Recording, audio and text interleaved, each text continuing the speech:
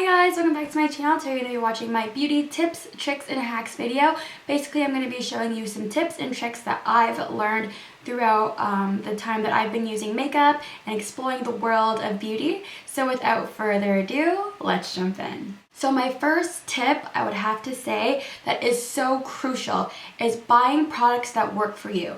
If you are unsure about a product, please ask questions whether you're at Sephora or Ulta or search it up on Google. Most likely someone's going to have the same question as you. So for example, I'm going to say if you have super dry skin and you think that the Benefit Professional is going to work for you because it works for a lot of the people you watch on YouTube, chances are it's not going to because you have dry skin and it will not sit well on your skin, my love. Another example is with mascara. Buying mascara that suits your lashes is so important. If you use a mascara with a super intimidating and thick wand and you bring that to your eyes, if you have short lashes, they aren't going to do you good at all. They're just going to make your lashes not look good. It's going to overwhelm your eye and you're not going to get the look that you want. So maybe something like the YSL Baby Doll mascara that has a very small and thin wand, it's going to be easier to get through all your lashes and really get in there as opposed to something with a super big wand like the Too Faced Better Than Sex.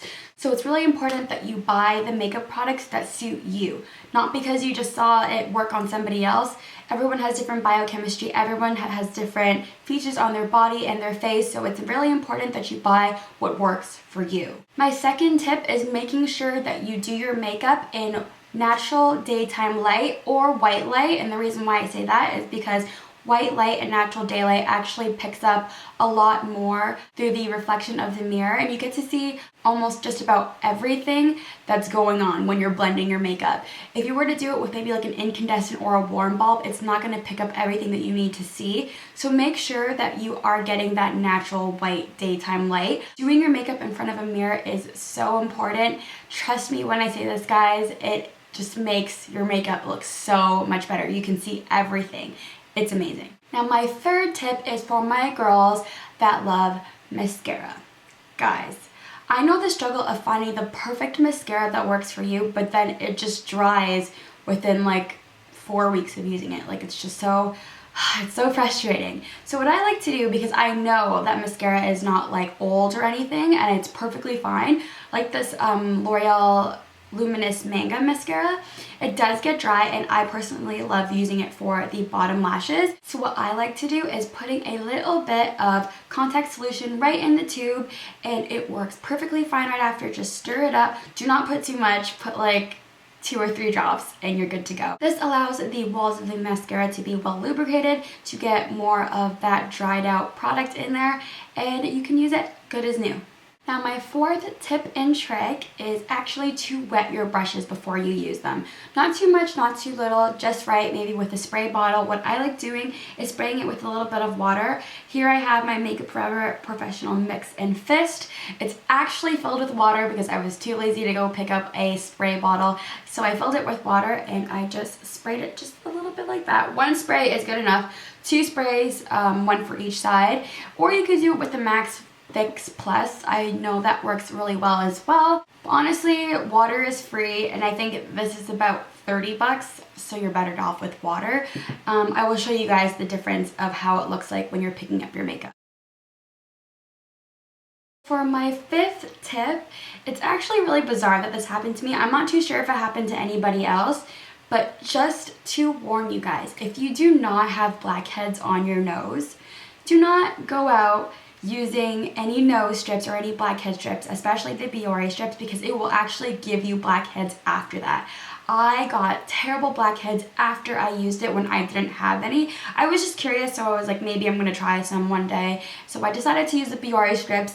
It didn't really pick up anything and I was a little confused. I was like, I'm not too sure why this didn't work for me.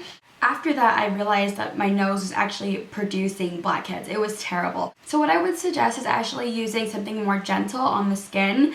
Obviously something like that is so deep cleansing, no matter how gentle it is, you shouldn't use it very often, maybe once or twice a week. So I like to use the Boscia Illuminizing Black Mask.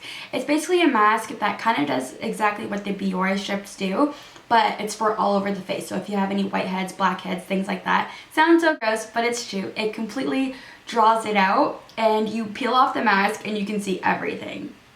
So it's pretty gross. My sixth tip is for you guys who feel like your eyelashes cannot hold a curl no matter what. So to add to the longevity of how long your lashes will really hold that curl, I would suggest heating up your eyelash curler with the hair dryer.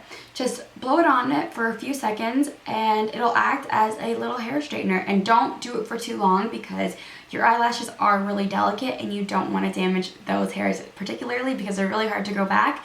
So just for a few seconds on the lowest setting, hold it on to your eyelash curler, wait for about maybe 3 seconds, and then curl your eyelashes like that. Now for my seventh tip, I'm really excited to talk about this, is setting sprays.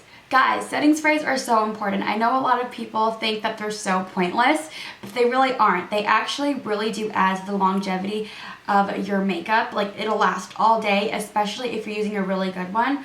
I've used quite a few. As you saw, I went through the Mist and Fix by Makeup Forever. Yes, there is water, like I said, in this one, but I did go through a bottle of this already. Depending on your skin type, always look for which spray will suit your skin type. Just like anything, like I said, going back to the first tip, because certain sprays will keep you matte throughout the day and other sprays will keep you dewy and more hydrated. So you want to pick the right spray for you and your skin. The Mist and Fix does keep your skin a lot more dewy. The All Nighter spray, it kind of keeps you matte. Not completely, like, it's not amazing, but it is all around a really good spray for locking in your makeup. The MAC Fix Plus is awesome if you have really dry skin, so I like using that more in the colder months because my skin gets so dry. And if you really aren't sold on any setting sprays, try hairspray. It works for a lot of people. I tried it on myself and it kind of broke me out, but I have super sensitive skin. So try it, it may work for you, and see how you like it from there. Now my eighth tip is dedicated to brows. Guys, if you have thick brows, do not be ashamed of them. I used to get teased in elementary school for having thick brows, and now they're a blessing in disguise because I barely have to do my brows, which is amazing. So obviously, after working really hard on your brows, whether they're thin or thick, you want to make sure that they are locked and sealed throughout the day. You don't want anything moving. You don't want to be hugging a person and finding your eyebrow on their shirt after. You do not want that. So what I would suggest are brow gel. The one that actually has my heart is the Anastasia Beauty Genius Gel, and it is waterproof, guys. It's so hard to get my makeup off my eyebrows at the end of the night because this does not budge. Oh my goodness, this stays put. Especially for my girls that have super thick eyebrows like I do, sometimes the hair on my eyebrow tends to move throughout the day. So to really just gel them down so they stay in the shape that I want, the brow gel works perfectly and they do not move. It's like God's gift to earth. And of course, if you're not sold on buying any brow gels, don't worry, I have something for you. Basically, what you're going to want to do is grab a Q-tip, or you could do it with your finger, spray some of your hairspray on your finger like that, and just place it on your brow. And it's gonna hairspray all of your hair down and you're good to go. So because the colder months are fast approaching, I decided to throw in this tip as my 9th tip for you guys. It is to exfoliate. So you guys do not need a crazy expensive exfoliating scrub that has a ton of chemicals in it and it's gonna do this and that and cure cancer. No, you do not need that because all you need is coconut oil and brown sugar. That's it, guys. This combo is amazing for your lips, your skin, especially I like using it on my legs when I run out of my scrub. Yes, I will always use my exfoliating scrub because number one, they do have awesome scents. Number two, they're really easy to use in the shower, but this is a quick, inexpensive way to just get that exfoliating done and make sure that you have nice and non-flaky skin.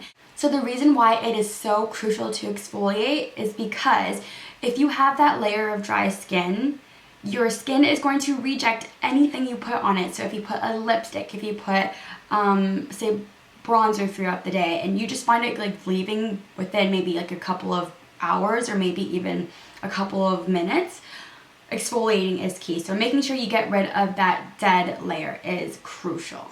So that awesome duo of brown sugar and coconut oil leads me into my final tip.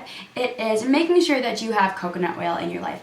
Guys, you can use this thing for cooking, eating, which is kind of the same thing because you're going to be eating or cooking, your skin, your nails, your hair, everything. It reduces frizz. It moisturizes your skin perfectly. I like using it under my eyes, as you guys may know from my dark under eye circles video. Making sure you're moisturizing the thinnest layer on your body, which is your lips. This does an amazing job because sometimes when you use a moisturizer, especially lip moisturizers, they actually will dry you out, so you use more product because they want you to spend that extra dollar again when replenishing more of your lip products. One of my absolute favorite things about coconut oil is the fact that you can use it as a makeup remover. Now, my favorite mascara right now is the Benefit They're Real mascara, and everyone knows when they use that mascara that it is so hard to get out. It's just as hard as waterproof mascara. It is so terrible to get out. Like it's hard. It's so hard. Now this takes it off in a flash. Boom, boom, you're done. Let me know if you guys have any tips and tricks of your own. I'd absolutely love to try them, so leave those down in the comments. But other than that, I hope you guys found something new and learned something new from this video, and I'll see you in my next one. Bye! Hi guys, welcome back to my channel. Today we're seeing how I get this peachy, glowy, dewy, blonde makeup look. And I was really inspired by California and the beach and that sun-kissed glow, even though it is almost winter here.